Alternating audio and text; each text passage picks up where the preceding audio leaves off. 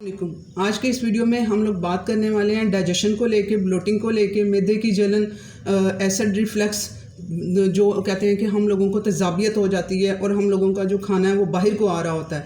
इन सब से रिलेटेड मैं आप लोगों को वो आज एक रेसिपी बताने वाली हूँ जो कि आप घर की चीज़ों से ही, आप लोग मुझसे अक्सर पूछ रहे होते हैं हमें ऐसी चीज़ बताएं जो हम लोग घर से ही हम लोग वो उसे पूरा कर सकें और हमारी वो हेल्प कर सकें। तो आज मैं आप लोगों को वो घर की चीज़ों से ही आप लोगों को वो टी बनाना सिखाऊंगी जिससे आप लोगों को हेल्प मिलेगी अपने ये सारे डाइजेस्टिव सिस्टम से जितने भी से रिलेटेड जितने भी इश्यूज़ हैं आप लोगों को उन्हें सॉल्व करने के लिए। इसके अलावा ये वीडियो उन लोगों के लिए भी इंफॉर्मेटिव है और उन लोगों को भी हेल्प करेगा जिन लोगों को स्लीप का इशू है, जिन्हें नींद नहीं आती है। ठीक है, बहुत से चैनल पे मुझसे लोग कांटेक्ट कर रहे हैं कि भाई हम लोगों को स्लीप का इशू है, हम लोगों को नींद अच्छे से नहीं आती है। उसके लिए हमें गुड क्वालिटी स्लीप की ज़रूरत होती है। ठीक है, अगर आप लोग कहें कि हम लोग 10 घंटे सो लिया हम लोगों ने, तो हम लोगों की वो स्लीप हमने बहुत टाइम दे दिया है तो अब वो हमारी स्लीप पूरी हो गई है। नहीं, इसमें गुड क्वालिटी स्लीप मायने रखती है। यानी कि अगर आप लोग 6 घंटे भी सोए हैं लेकिन आपकी क्वालिटी स्लीप की अच्छी है,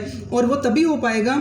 ये चीज़ें जो सी हैं ना, ये स्लीप, डिप्रेशन, एंजाइटी, स्ट्रेस और ये डाइजेशन, ये तीनों चीज़ें आपस में इंटर रिलेटेड है। इनमें से एक चीज़ भी डिस्टर्ब होगी, दूसरे के ऊपर जाके उसका इम्पैक्ट होगा। जैसे आपका अगर आप अच्छे से सोए नहीं हैं रात को, तो आपको सुबह को आपका जो हाजमा है वो ठीक नहीं होगा, आपके फिर डाइजेस्टिव इश्यूज़ आएंगे, आपको गैस, ब्लोटिंग, ये सारे इश्यूज़ होंगे। और अगर आप लोग स्ट्रेस में हैं तो आप लोगों का वो जो स्ट्रेस है वो आप लोगों के मैदे में म्यूकसा लेयर होती है। ठीक है, वो एंजाइम रिलीज़ करती है। जब खाना हमारे मैदे में जाता है तो उसको हजम कराने में वो हेल्प करते हैं। तो वो एंजाइम्स ही रिलीज़ नहीं हो पाते जब बॉडी स्ट्रेस में होती है। हमारे 2 ब्रेन होते हैं, एक यहाँ पर और एक हमारे मैदे में।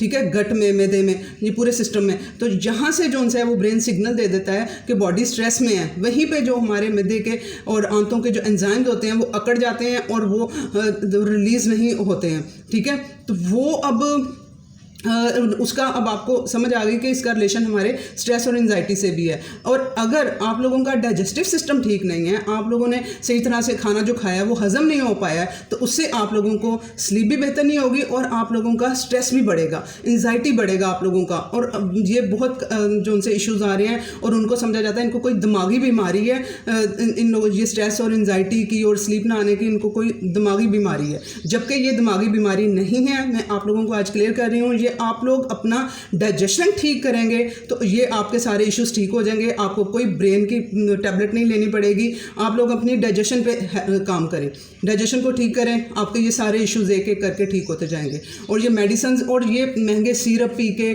मेडिसिन खा के आप लोग अपने डाइजेस्टिव सिस्टम को ठीक नहीं कर सकते हैं। उससे और बिगाड़ हो रहा होता है। अंदर जो गुड बैक्टीरिया होते हैं वो ख़त्म हो रहे होते हैं और वो हमें चाहिए होते हैं खाना डाइजेस्ट कराने के लिए, हम लोगों की हेल्प कर रहे होते हैं। जब वो होंगे ही नहीं तो उन्होंने हेल्प क्या करनी है।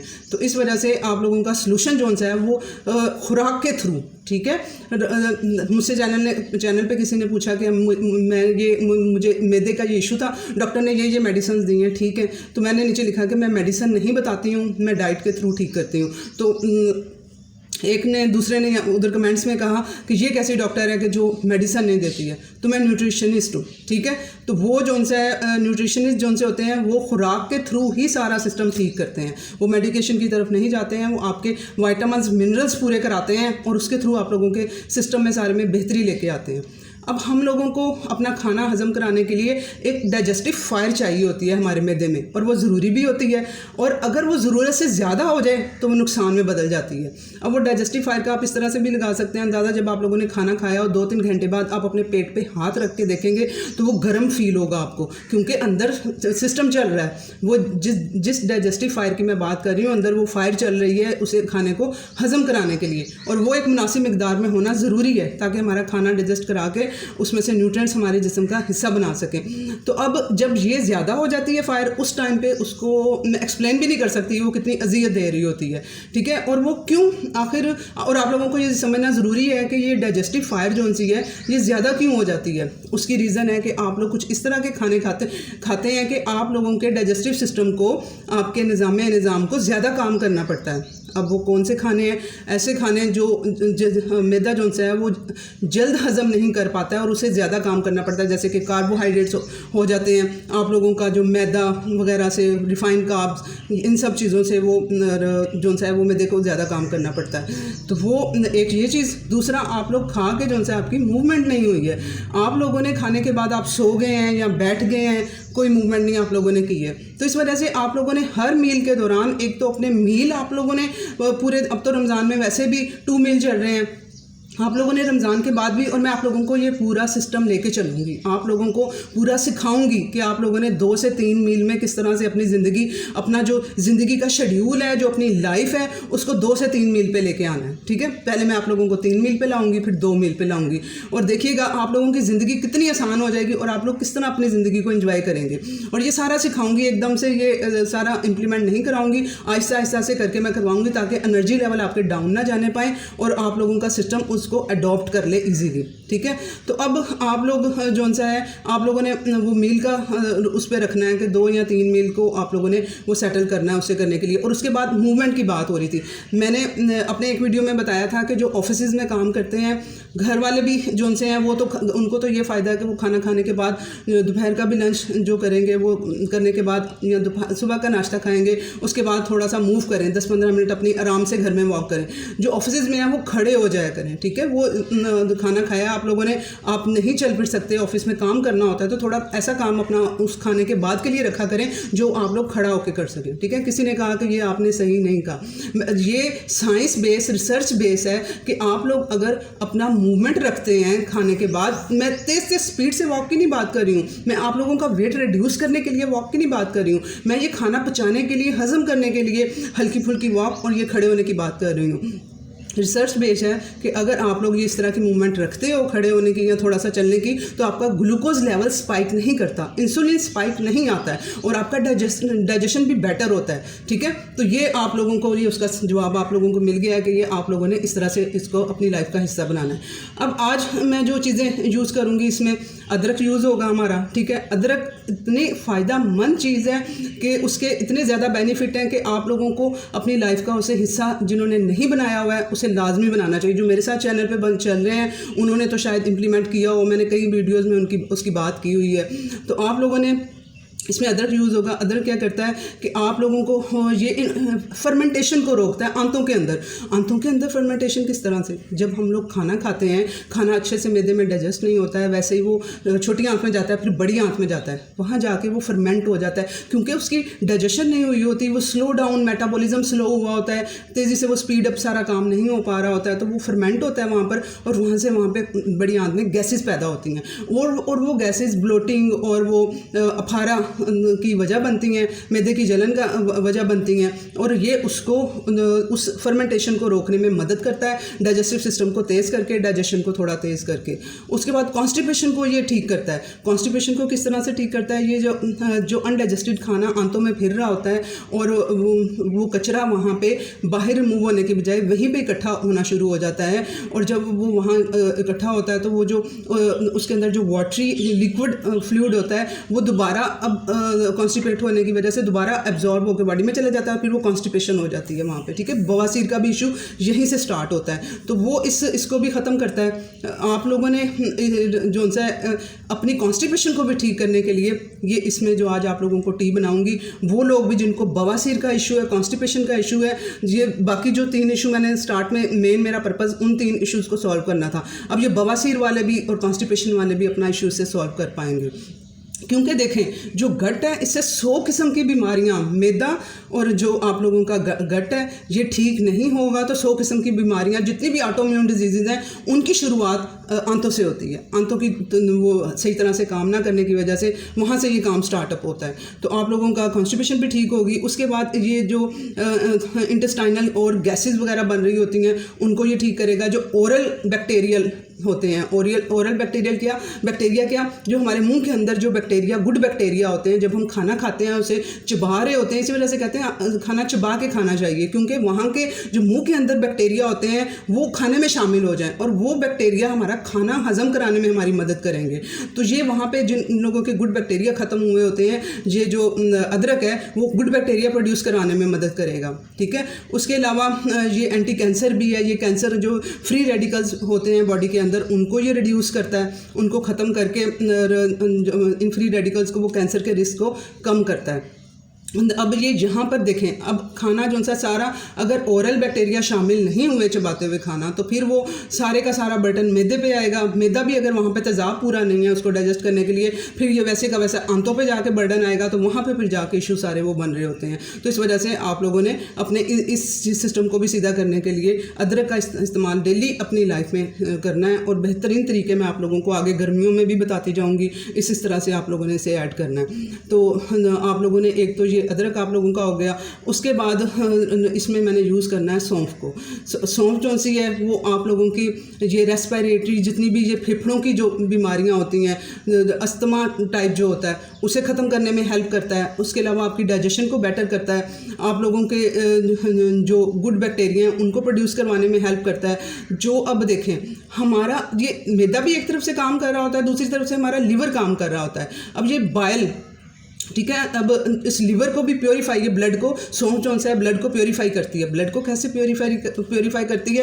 یہ جگر کو اچھا کام کرنے میں ہیلپ کرا کے, اور وہاں سے وہ کچرا باہر نکالنے میں, جب نکلے گا تو بلڈ پھر صاف ہوگا. وہ اگر بلڈ پیوریفائی نہیں ہوا لیور سے تو وہ کچرا ویسے کا ویسا بلڈ میں جائے گا. اور جن کو پگمنٹیشن ہوتی ہے, جو مجھے پوچھ رہی ہوتی ہیں کہ ہمیں ڈائٹ پلان اور بتا دیں پگمنٹیشن کے لیے کیا ہے, یہ ایک ڈائٹ پلان نہیں ہے, یہ آپ لوگوں کو میرے ساتھ ایسے چلنا پڑے گا. اور ساتھ ساتھ میں آپ لوگوں کو یہ چیزیں ساری بتا رہی ہوتی ہوں کہ یہ اس کی بہتری کے لیے ہیں. تو پگمنٹیشن وغیرہ کا جن کو ایشو ہے وہ بھی سونف استعمال کریں گی تو وہ دیکھیں گے کس طرح سے ان کی پگمنٹیشن میں, جب وہ لیور سے کچرا صاف ہوگا, بلڈ میں نہیں آئے گا, تو جا کے کہیں پہ بھی وہ نہیں لگے گا. فیس پہ کیوں پگمنٹیشن بن جاتی ہے؟ کیونکہ فیس سب سے نمایاں ہمارے فیس پہ جلد ہوتی ہے, ہمارے فیس کی جلد, کہ وہ سب سے پہلے امپیکٹ دیتی ہے جسم کے اندر. ابھی یہ تو اس نے تھوڑا سا پگمنٹیشن نے بتایا ہے, اندر اس کے بہت خرابی ہو چکی ہوتی ہے. میدا جو ان سے بہت خراب ہو چکا ہوتا ہے, اور آپ کا جو لیور ہے وہ خراب ہو چکا ہوتا ہے, وہ کچرا صاف نہیں کر پا رہا ہوتا, تبھی تو وہ کچرا بلڈ میں جاتا ہے. بلڈ سے پھر وہ نمایاں آپ کے فیس پہ ہوتا ہے. کمنٹس میں کسی نے مجھے کہا کہ میرا تو پگمنٹیشن ہے, اور میں نے انہیں کہا کہ آپ کا لیور ایشو ہے, لیور آپ کا کچرا صاف نہیں کر پا رہا. انہوں نے کہا آپ تو مجھے ڈرا رہی ہیں, میرا تو ایسا لیور کا کوئی ایشو نہیں ہے, مجھے تو صرف تھوڑی سی پگمنٹیشن ہے. تو یہ اب آپ لوگوں کو سمجھ آ گئی ہے کہ لیور کا کیسے اس کے ساتھ کنیکشن ہے. تو یہ سونف اس میں ہیلپ کرے گی. ٹھیک ہے. یہ بھی اینٹی کینسر ہے. کینسر کے جو فری ریڈیکلز ہوتے ہیں ان کو ختم کرنے میں یہ ہیلپ کرتی ہے. یہ فری ریڈیکلز ہی تو وجہ بن رہے ہوتے ہیں کینسر کی, اور ان کو فائٹو نیوٹرینٹس اور اس طرح کی چیزیں آپ لوگ ایڈ کریں گے اس میں, تو وہ ان فری ریڈیکلز کو ریڈیوس کرتے ہوئے کم کر دیں گے, تو پھر وہ کینسر ہی نہیں بن پائے گا. اس کے علاوہ بائل کیا ہوتا ہے؟ یہ لیور پروڈیوس کرتا ہے, جا کے پتے میں سٹور ہوتا ہے. اب یہ کہوا ان لوگوں کے لیے بہترین ہے جن لوگوں کا لیور کا ایشو ہے, فیٹی لیور ہے, اور اس کے علاوہ جن کو پتے کا ایشو ہے, پتے کی پتھریاں ہیں, جن کا پتا نہیں ہے. ٹھیک ہے. بہت سی ایسی میرے ساتھ فیمیلز ہیں جن کو یہ ایشو ہے, تو وہ ان کے لیے یہ بہترین یہ کہوا ہے. اب وہ بائل کی پروڈکشن نہیں صحیح طرح سے وہ ہو پا رہی ہوتی, لیور صحیح سے کام نہیں کر رہا ہے, تو وہ بائل بھی نہیں پروڈیوس کر رہا ہے صحیح طرح سے. اگر وہ بائل وہاں سے کسی نہ کسی طرح سے پروڈیوس ہو پا رہا ہے, سٹور اس نے کس نے جا کے ہونا ہے پتے میں. اب آپ کا پتا کمپرومائز ہے, تو وہاں پہ وہ اس کا سٹوریج نہیں ہو پائے گا ٹھیک طرح سے. تو وہ آپ کے اس کی ریگولیٹ کرنے میں, اس کو کنسنٹریٹ کرنے میں, یعنی کہ وہ بائل ہوتا ہے نا, وہ گاڑھا ہوتا ہے. جب ہم کھانا کھاتے ہیں تو چھوٹی آنت میں جب کھانا ہمارا جاتا ہے تو وہاں سے جیسے چھوٹی آنت میں انٹر ہوتا ہے تو سگنل جاتا ہے پتے کو, پتا جو ہے وہ اس کو کنسنٹریٹ کرتا ہے, یعنی کہ اسے پتلا کرتا ہے, تو پھر وہ اسے ریلیز کرتا ہے چھوٹی آنت کے اندر. پھر باقی کی جو ایبزارپشن, جو فیٹ ایبزارپشن ہے, جو جس طرح سے ہم لوگ کھاتے ہیں, میں آپ لوگوں کو کہتی ہوں گڈ فیٹ لیا کریں. آپ لوگ انڈے کی زردیاں کھائیں, آپ لوگ وائٹامن ڈی کھا رہے ہوتے ہیں, ان سب کو ایبزارب کروانے میں, ڈائجسٹ کروانے میں پتا وہ بائل کام کرتا ہے. ٹھیک ہے. بائل کیا ہوتا ہے کہ ڈٹرجنٹ کی طرح آپ لوگ سمجھ لیں کہ وہ ایک چھوٹے چھوٹے ٹکڑوں میں کو اس میں کنورٹ کر دیتا ہے. جو فیٹ آپ لوگوں نے کھائی ہوتی ہے, مکھن, دیسی گھی, کوکونٹ آئل, ان کو چھوٹے حصوں میں کنورٹ کر دیتا ہے بائل. تو اس وجہ سے اب جن کو बाइल का इशू है, जिनका पित्ता नहीं है, जिनको लीवर का इशू है, बाइल प्रोड्यूस नहीं कर रहा है, तो उन लोगों के जो गुड फैट हैं वो अच्छे से अब्जॉर्ब नहीं होंगे। अब वो जो हमारे विटामिन्स होते हैं फैट सॉल्युबल और वाटर सॉल्युबल होते हैं। जो फैट सॉल्युबल है उसमें आ जाता है vitamin A, D, E, K, ठीक है। अब ये जो मैं डाइट के थ्रू पूरे सारे करवा रही हूँ, आप लोगों ने सप्लीमेंट्स नहीं लेने, मैं वैसे बता रही हूँ, ये फैट सॉल्युबल है। तो इनको जो सा है डाइजेस्ट कराने के लिए बाइल की ज़रूरत होती है। बाइल ने इनको जो सा है वो हज़म कराना है, छोटे पीसीज में कन्वर्ट करना है, हमारे ब्लड में शामिल करवाना है। तो वो जब बाइल ही नहीं होगा तो ये किस तरह से हमारे जिस्म का आप खाते जाएंगे और आपको कोई असर नहीं होगा इसका, हमारे जिस्म का ये हिस्सा बनाएंगे। इसके अलावा जिनको, और ये अदरक काम भी करता है, ठीक है। सौंफ और अदरक ये दोनों काम करते हैं इसके लिए। हमारे सौंफ आप समझ लें लीवर को बेहतर करती है, और जो हमारा अदरक है वो इस बाइल को प्रोड्यूस करवाने में हेल्प करता है। तो अब आप लोगों ने ये दोनों चीज़ें इसमें ऐड करनी है। उसके अलावा जो सा है जिनको अल्जाइमर है, जिनको ये एलर्जीज़ हैं मुख्तलिफ़ किस्म की, चंबल हो गई हैं, जितनी भी किस्म की एलर्जीज़ पाई जाती हैं, तो वो जो कहते हैं हम अंडे खाने से हमें खारिश होना शुरू हो जाती है, ये वो सारे ये जो से उसको भी ख़त्म करने में अदरक हेल्प करता है, ठीक है। अब इसमें तीसरी चीज़ मैंने पुदीना ऐड करवानी है जो कि बेहतरीन है, ठीक है। वो पिगमेंटेशन के लिए भी बहुत अच्छा है और आप लोगों की स्किन को भी फ्रेश करने में, ठीक है, प्योरीफाई करेगा, हाइड्रेट करेगा बॉडी को, और उसकी वजह से ये आप लोगों की स्किन भी फ्रेश होगी। आगे गर्मियाँ भी आ रही हैं तो आप लोगों को बहुत हेल्पिंग देगा। अब जिनको भी लीकी गट का इशू है, जिनको IBS का इशू है, यानी डाइजेशन से रिलेटेड और आंतों से रिलेटेड जिनको भी प्रॉब्लम्स हैं, उन सब के लिए ये एक तोहफ़ा है, ठीक है। ये जो हमारा पुदीना है, सब्ज़ कलर के जो पत्ते होते हैं, वो आप लोगों के लिए एक गिफ्ट है। आप लोगों ने इसे लाजमी ये वाले कहवे आप लोगों ने यूज़ करना है। जितने भी कह रहे होते हैं हमें IBS है, IBS डाइट प्लान दे दें, हमें ये है, हमें वो वाला इशू है, तो आप लोगों ने इसको भी अपनी लाइफ का हिस्सा बनाना है। ये डाइजेशन में गट की हेल्प में ये मदद करेगा, ठीक है। इसके ओरल जो सी है ये हेल्थ है उसको भी ये बेहतर करता है। उसके अलावा जो चौथी चीज़ मैंने ऐड करवानी है, इसमें इलायची ऐड करवानी है। जो छोटी इलायची ग्रीन कलर की होती है वो आप लोगों ने इसमें ऐड करनी है।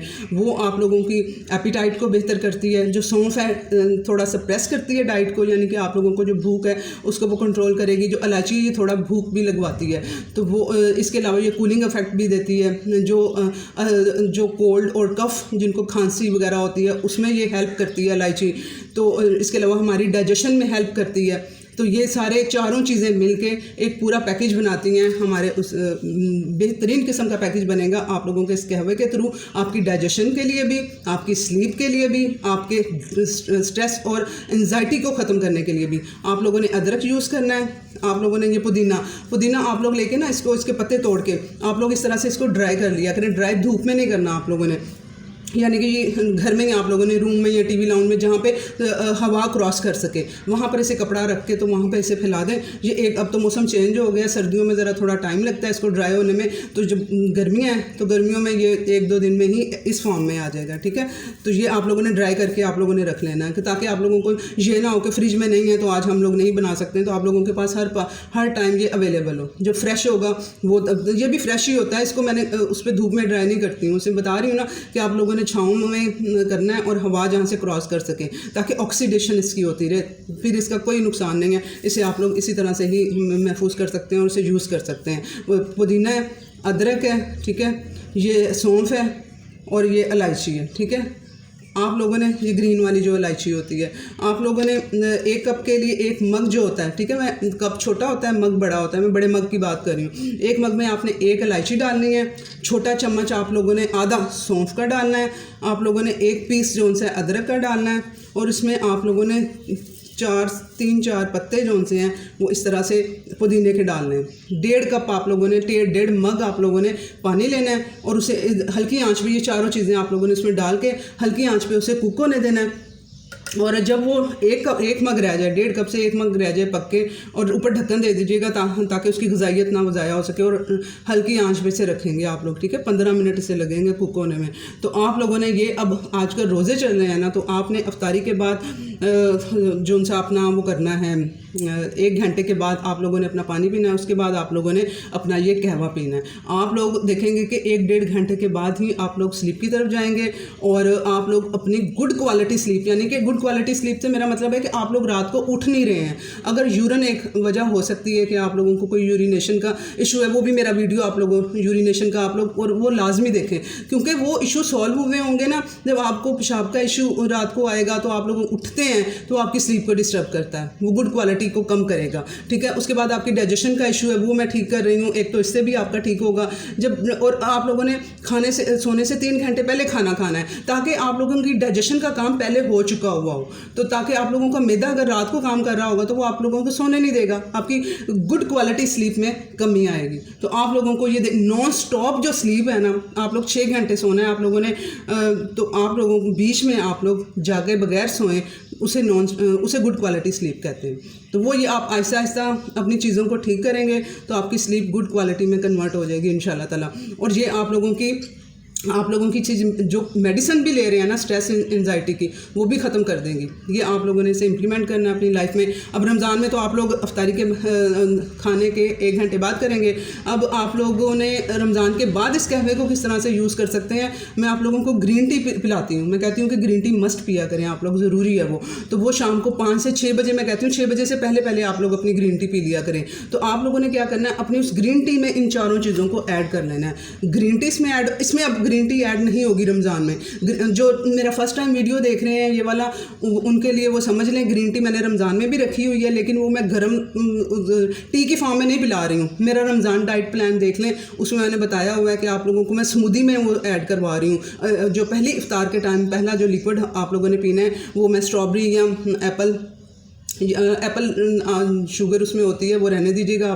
آپ لوگ اسٹرابری یا لیمن کا آپ لوگ یوز کریں گے, اس کی اسمودی بنائیں گے, پلس اس میں ½ ٹی اسپون آپ لوگ گرین ٹی ڈالیں گے. ٹھیک ہے, وہ بلینڈ کر کے وہ آپ لوگوں کی اسمودی بن جائے گی, وہ آپ لوگ افطار ٹائم پئیں گے. یہ رمضان کا شیڈیول ہے. جو فرسٹ ٹائم ویڈیو دیکھ رہے ہیں, جنہوں نے نہیں دیکھا وہ پوری ڈیٹیل آپ کو رمضان ڈائٹ پلان میں مل جائے گی. جو اب رمضان کے بعد جون سا ہے, اسی میں اب آپ لوگوں نے رمضان میں اس میں گرین ٹی نہیں ڈالنی ہے, ورنہ آپ کی نیند صحیح ہونے کے بجائے ڈسٹرب ہوگی, اس میں کیفین تھوڑی ہوتی ہے. تو آپ لوگوں نے رمضان کے بعد اس میں جو تھوڑی سی گرین ٹی ڈال لینی ہے, تاکہ وہ آپ لوگوں کی جو ہے وہ ایک ہی مرتبہ, میں نے کہا ہے کہ آپ لوگوں نے قہوے بار بار نہیں پینے ہیں. آپ لوگوں نے جو میرے ساتھ چلیں گے صرف گرم چیز میں آپ لوگوں نے کوئی 2 چیزیں پینی ہیں, تو ایک صبح کی چائے اور ایک شام کی چائے. شام کی چائے میں گرین ٹی یوز کرواتی ہوں. اب یہ چیزیں بھی اس میں ایڈ ہو جائیں گی, گرمیاں بھی آ گئی ہیں, اور یہ ڈائجیشن سلیپ ہر چیز کو بہتر کرے گی. 5 سے 6 بجے یہ آپ لوگ اپنی گرین ٹی کے ساتھ اس کو قہوے کو شامل کر کے پئیں گے. آئی ہوپ یہ ویڈیو انفارمیٹیو تھا, اور اسے شیئر کریں, بہت سے لوگوں کو اس کی ضرورت ہے. اللہ حافظ. شیئر